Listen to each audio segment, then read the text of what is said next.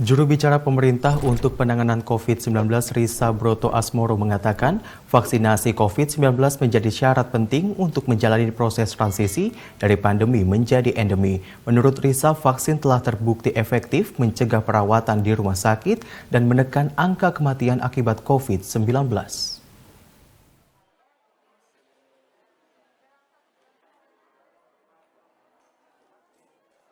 Program percepatan vaksinasi COVID-19 di tanah air terus dilakukan dengan pencapaian target cakupan vaksinasi yang terus ditingkatkan di berbagai wilayah. Juru bicara pemerintah untuk penanganan COVID-19, Risa Broto Asmoro menuturkan, vaksinasi menjadi syarat penting untuk menjalani proses transisi dari pandemi menjadi endemi. Untuk itu, Risa mengajak semua pihak untuk fokus membantu vaksinasi COVID-19 yang merata di semua kelompok masyarakat. Menurut Risa, vaksinasi telah terbukti efektif mencegah perawatan pasien COVID-19 di rumah sakit hingga menekan angka kematian. Bahwa vaksinasi COVID-19 menjadi syarat penting untuk menjalani proses transisi dari pandemi menjadi endemi. Pencapaian target cakupan vaksinasi harus tercapai karena vaksinasi sudah terbukti melindungi kita dari sakit parah yang membutuhkan perawatan di rumah sakit dan menekan angka kematian. PPKM level berapapun, karena maskerku melindungimu. Lebih lanjut, Risa menjelaskan, pemerataan capaian vaksinasi COVID-19 harus diperhatikan terutama pada sasaran kelompok lansia. Ia mengatakan, saat ini lansia yang sudah mendapatkan vaksinasi lengkap hanya sekitar 4 juta jiwa atau kurang dari 20% dari sasaran yang ditetapkan pemerintah, yaitu 21,5 juta jiwa.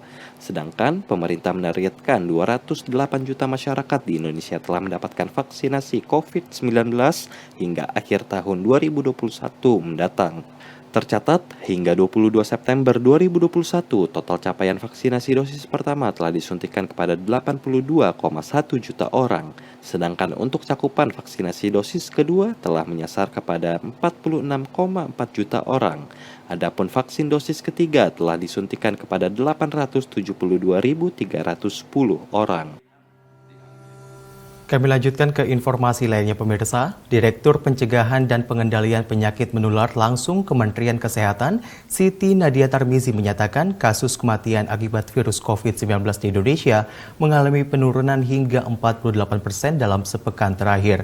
Meskipun masih terdapat 2 provinsi yang mencatatkan angka kematian yang relatif tinggi, yaitu Kalimantan Utara dan Bangka Belitung.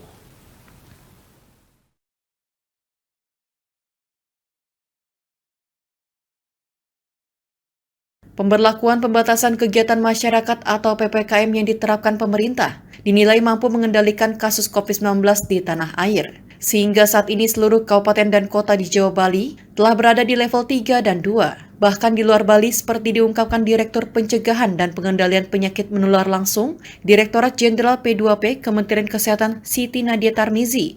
Dalam siaran pers virtual, terdapat 21 kabupaten dan kota pada level 1, 250 kabupaten dan kota di level 2, 105 kabupaten dan kota di level 3, dan 10 kabupaten dan kota di level 4. Hal tersebut menurut Siti Nadia Tarmizi telah berhasil menurunkan angka kasus dan kematian akibat COVID-19 secara nasional.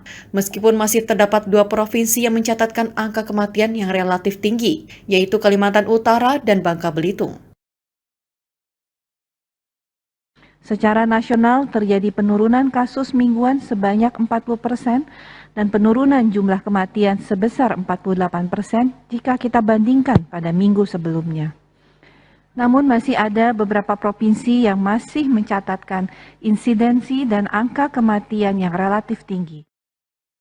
Di sisi lain, juru bicara vaksinasi COVID-19 Kementerian Kesehatan itu mengatakan tingkat pemeriksaan atau testing rate meningkat menjadi 4,22 orang yang diperiksa per 1.000 penduduk per pekan. Angka itu jelas Siti Nadia Tarmizi sudah mencapai lebih dari standar WHO, 1 orang per 1.000 penduduk per pekan.